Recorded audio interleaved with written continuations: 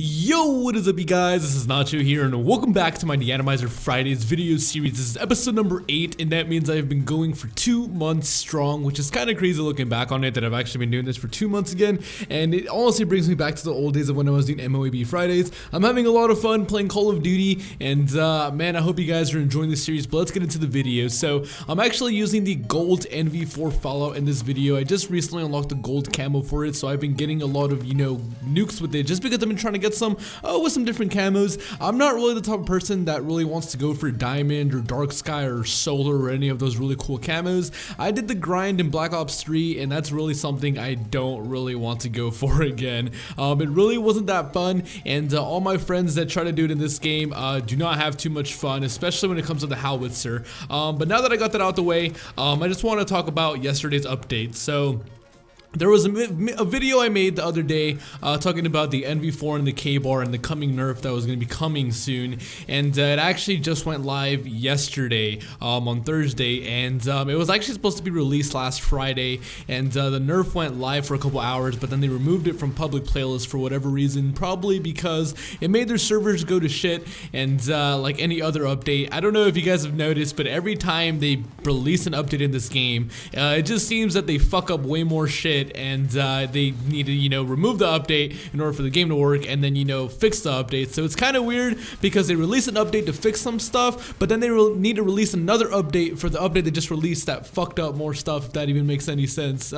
This game is it's kind of insane with all the patches they be doing to it and all the stuff they be promising, and they don't really deliver, but I'm still having a lot of fun with it. So the NV4 nerf is very minimal, the K-bar nerf is very minimal, it is barely even noticeable. I could not even tell a difference. I didn't think that there was even a nerf, or I didn't even think that when I got the playlist update that it was the nerf and the buff for the Volk and the Type 2. But one thing is for sure, the Volk and the Type 2 are way better than they used to be. The NV4 and the K-bar, it's honestly not even noticeable. I guarantee you, if you had told somebody who didn't know about this update that just went live, or you didn't tell them what they did to the guns, they wouldn't even be able to tell the difference. The only way the recoil pattern affects you now on the NV4 with the post nerf is that literally if you shoot like 30, your whole magazine holding the trigger down and just aiming down sights, that's really like the only time it will affect you. In the K-bar nerf, they must have lowered it by like an inch because it still feels like it melts from mid-range, and it's not even a problem. One thing I do want to talk about in this video is a secret gun, or a hidden gun, a hidden gem that people do not use in this game. I'm going to be making a more detailed video about it later in the week when I get more gameplay for it, but the Volk.